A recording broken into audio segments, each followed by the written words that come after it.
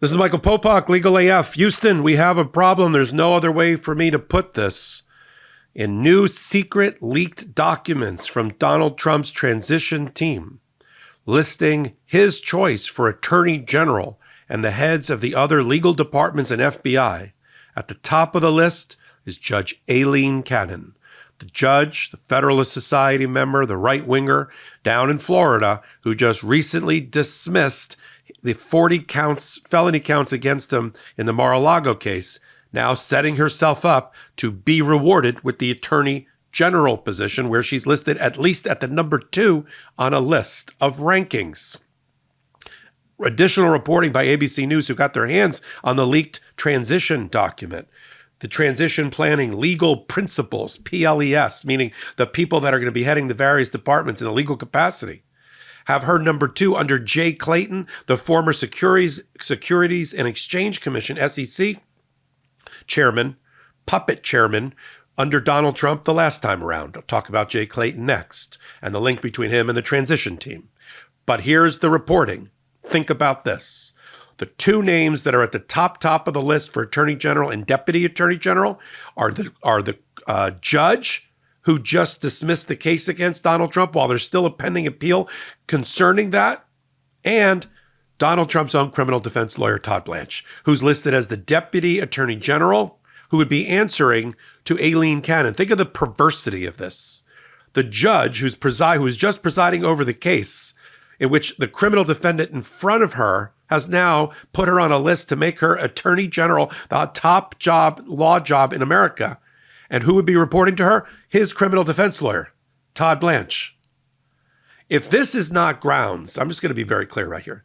This should lead to the automatic recusal and reassignment from Judge Cannon by the 11th Circuit. The 11th Circuit, her bosses, who have this appeal about overturning the decision by Aileen Cannon, who is the first person in 200 years of federal and jurisprudential constitutional history to ever find as a judge that the special counsel was improperly appointed or is not properly appointed under Article 2 of the Constitution. When they reversed her decision and reinstate that indictment, assuming that Donald Trump doesn't get back into the White House, they need to immediately remove her and reassign her from the case. In fact, they need to do that now.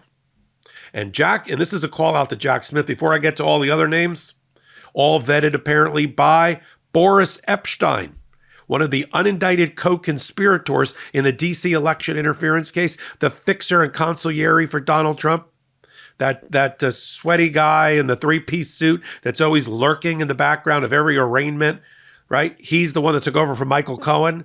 He apparently helped vet this list and put this list together. Now, there's a whole nother list of federal judges and Supreme Court candidates. This is just the one about the lawyers. And so Boris Epshteyn put her name on this list. And now the 11th Circuit should immediately issue an order like this week, disqualifying her, removing her from the case. Because the appearance of impropriety is so great, the odor is so great of corruption, that the American people will never have faith in our criminal justice system if that doesn't happen immediately. And I've got a message, to the extent that he's a follower or listener of Legal AF, and the MeidasTouch Network, to Jack Smith, the special counsel. Drop the gloves. It is time for sharp-elbowed practice. It is time for a ruthless adherence to the law. And it's time for you to file a paper to make that request directly to the 11th Circuit and have her removed. I mean, the lawyers, the public defenders that are representing the guy that, had the gun sticking out of the bush at the golf course, who got assigned Judge Cannon, they moved to disqualify her. They found that she was biased. Jack Smith, file a paper with the 11th Circuit immediately. Say that based on reporting and this leaked presidential transition memo, it looks like your judge just got herself a plum assignment of being ultimately your boss and could fire you, because that's what's going to happen here. Think about the perversity of this.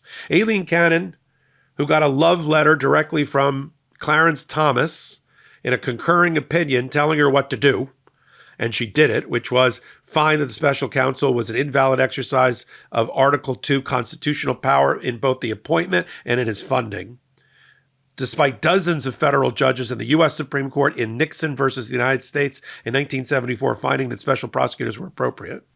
an appropriate delegation of inferior office authority. Now, think of this perversity.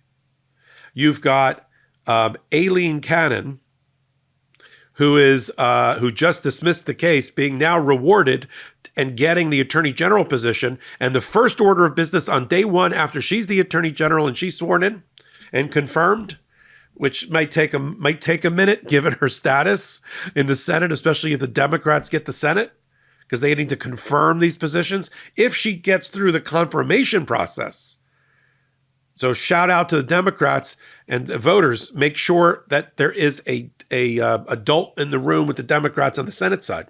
But if she gets confirmed, first order of business, fire Jack Smith, the special counsel, on behalf of Donald Trump, and then he'll pardon everybody. Assuming this case doesn't get tried before. So, blockbuster news, Aileen Cannon with Deputy General Counsel Todd Blanche, Donald Trump's criminal defense lawyer, getting his plum assignment, which is what he's always wanted. The reporting from earlier in the summer is that the reason Todd Blanche left his plummy white shoe firm job and went out on his own with his only client being Donald Trump was that if he won, he gambled and he won, he'd get a job in the cabinet like Attorney General or Deputy Attorney General. Now, if it's not Aileen Cannon, think about this parade of horribles, this rogues gallery. Jeff Clark. He's on the list. Jeff Clark was the last man standing, the last attorney general standing to do Donald Trump's bidding. He was willing to overthrow democracy and use the Insurrection Act and martial law to crush dissent in the streets. And if you think I'm making it up, Kash Patel, just in the last 2 days, who's rumored to be Donald Trump's CIA director, said the first order of business, first thing they're going to do is going to put members of the media in gulags, in concentration camps, arrest them, and people that are formerly in the government. Okay? So you got that going on. That Jeff Clark. Then if it's not Jeff Clark, the other person is Jay Clayton. I told you to put a pin on him in the beginning. I got a little bit of background with Jay Clayton because I did some work on Wall Street back in my prior life on the lawyer's side. Jay Clayton is, how can I put this nicely? He's all hat and no cattle. Is that the right phrase? He's all suit. He's an empty suit. He's considered a puppet, and he was a puppet director or chairperson of the SEC under Donald Trump. Did all of Donald Trump's bidding. Nobody on Wall Street was scared of Jay Clayton. Let me just put it that way. And don't forget that the co-head of the transition team for Donald Trump is a person who considers himself a titan of Wall Street, who has experience with Jay Clayton, including on the golf course, I would imagine. And so you have that going on. So you got Jay Clayton, who did the bidding for Donald Trump the first time around, and now he's being considered to be the Attorney General. The guy was barely qualified to be the SEC director, the chairman, and now he's going to be the Attorney General for Donald Trump. But yes, if you're making a list of lawyers who are not qualified, who won't do a darn thing except exactly what Donald Trump tells them to do and passes the loyalty test, Jay Clayton fits the bill. Traditional bed sheets, they can harbor more bacteria than a toilet seat. It can lead to acne, allergies, and stuffy noses, and it's just gross. Miracle Made offers a whole line of self-cleaning, antibacterial bedding, such as sheets, pillowcases, and comforters that prevent up to 99.7% of bacteria growth and require up to 3 times less laundry. Using silver-infused fabrics inspired by NASA, Miracle Made sheets are thermoregulating and designed to keep you at the perfect temperature all night long, no matter the weather. So you get better sleep every night. Miracle sheets are luxuriously comfortable without the high price tag of other luxury brands and feel as nice, if not nicer, than sheets used by some 5-star hotels. Stop sleeping on bacteria. Bacteria can clog your pores, causing breakouts and acne. Sleep clean with Miracle. These sheets are infused with silver that prevent up to 99.7% of bacterial growth, leaving them to stay cleaner and fresh 3 times longer than other sheets. No more gross odors. Go to trymiracle.com/legalaf to try Miracle Made sheets today. And whether you're buying them for yourself or as a gift for a loved one, if you order today, you can save over 40%. And if you use our promo Legal AF at checkout, you'll get 3 free towels and save an extra 20%. Miracle is so confident in their product, it's backed with a 30-day money-back guarantee. So if you aren't 100% satisfied, you'll get a full refund. Upgrade your sleep with Miracle Made. Go to trymiracle.com/legalaf and use the code LegalAF to claim your free 3-piece towel set and save over 40% off. Again, that's trymiracle.com/legalaf to treat yourself. Thank you, Miracle Made, for sponsoring this episode. If it's not Aileen Cannon, if it's not Jeff Clark, and the list only gets worse the deeper you go down into it based on the reporting. Let me tell you the other people being considered. One of them, here we go, Clarence Thomas and Ginny Thomas have to make an appearance on the list. Why not? Mark Paoletta, a little-known lawyer, good best friend with Clarence Thomas, represented Ginny Thomas when she testified before the Jan 6 committee. He's being considered for a deputy general counsel position or a deputy attorney general position or attorney general position or White House counsel position. Sure, why not? Bring in all the friends and cronies of Clarence Thomas and by extension, all the friends and cronies of Leonard Leo, right, who founded the Federalist Society and about another half a dozen even scarier shadow organizations behind the Federalist Society that are pulling the levers of power through the federal courts up to the United States Supreme Court. That's what's happening. And if you really want to go to the bottom of the barrel on this very short list of attorney generals, then you got Mike Davis. Mike Davis has been posting recently on social media that there should be gulags, concentration camps for people to be sent to that are the political enemies of Donald Trump, and that children should be in cages, including ones that have been separated from their parents during an inhumane immigration policy enforced by Donald Trump. So, and wait, I'm not done. And I'm not done. Remember Stan Woodward? Stan Woodward represents 2 of the 3 co-defendants in the Mar-a-Lago case. Now we're back to Judge Cannon, and Stan Woodward represents the valet, the butler, Walt Nauta, and represents the other guy, Carlos de Oliveira, who was the maintenance worker. And so Stan Woodward, who is also MAGA to the core, been being paid by Donald Trump's PACs forever and the Republican National Committee, he's on the short list. So think about this old home week. Right? This is like when you went to sleepaway camp and you didn't see your friends for a year. Then you came back and they were all in your bunk. Think about this bunk.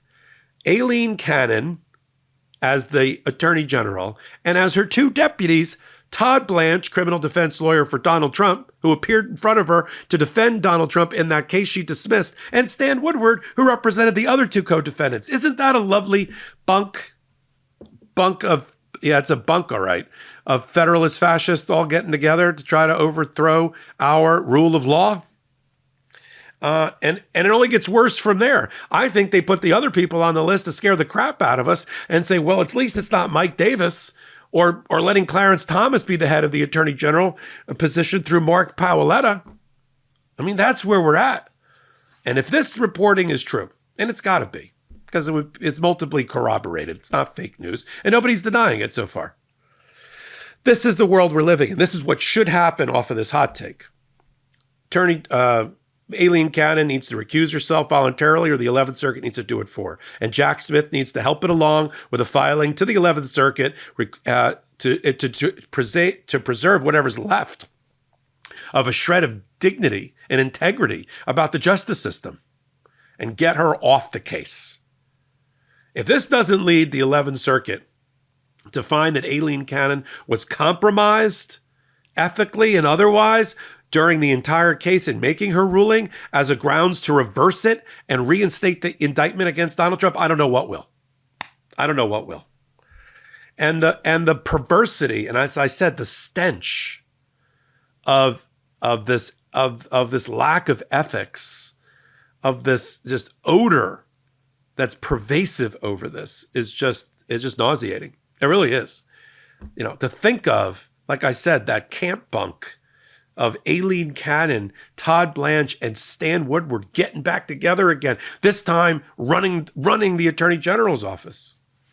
And then you've got the people that they're considering to run the FBI. I mean, Todd Blanche is also on the short list, if he doesn't get the plum job of Deputy Attorney General, to be the FBI director.